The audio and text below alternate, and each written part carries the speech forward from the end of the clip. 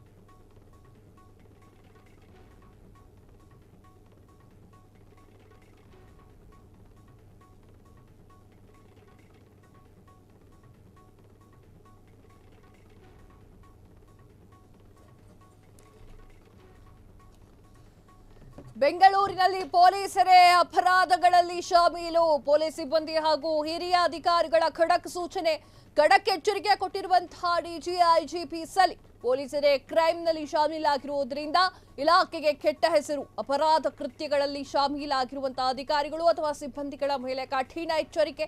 ಜ್ಞಾಪನಾ ಪತ್ರದ ಮೂಲಕ ಎಚ್ಚರಿಕೆ ಕಳಿಸಿದಂತಹ ಸಲೀಂ ಇಲಾಖೆಯ ಘನತೆ ಕಾಪಾಡಲಿಕ್ಕೆ ಕಟ್ಟುನಿಟ್ಟಿನ ಆದೇಶ ಹೊರಡಿಸಿದಂತಹ ಡಿಜಿಪಿ ಸಲೀಂ.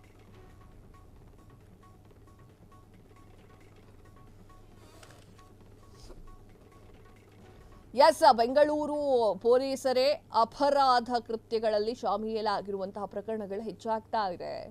ಡಿಜಿಪಿ ಸಲೀಂ ಇಲಾಖೆಯ ಘನತೆಯನ್ನ ಕಾಪಾಡುವಂತಹ ವಿಚಾರವಾಗಿ ಕಟ್ಟುನಿಟ್ಟಿನ ಆದೇಶವನ್ನು ಹೊರಡಿಸಿದ್ದಾರೆ.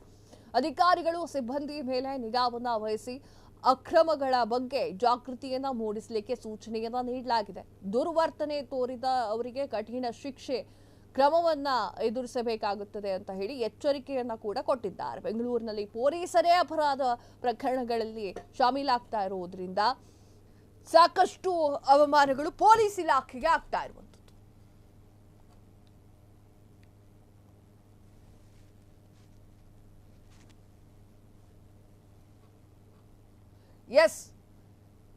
ಡಿಜಿ ಐಜಿಪಿ ಸಲೀಂ ಪೊಲೀಸರಿಗೆ ನೀಡಿರುವಂತಹ ಸೂಚನೆ ಏನು ಹೇಳ್ತೀನಿ.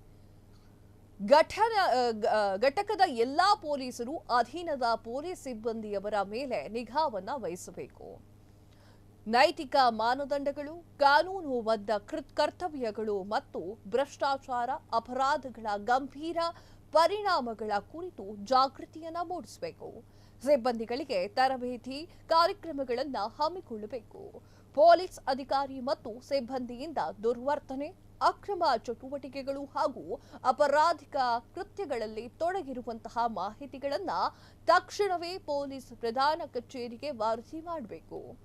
ಇಲಾಖೆಯ ಘನತೆಯನ್ನ ಕಾಪಾಡುವ ಹೊಣೆಗಾರಿಕೆ ಮತ್ತು ಸಮಗ್ರತೆಯ ಸಂಸ್ಕೃತಿಯು ಅಧಿಕಾರ ಹಾಗೂ ಸಿಬ್ಬಂದಿಗಳ ಸಮಾನ ಹೊಣೆಗಾರಿಕೆಯಾಗಿರುತ್ತದೆ.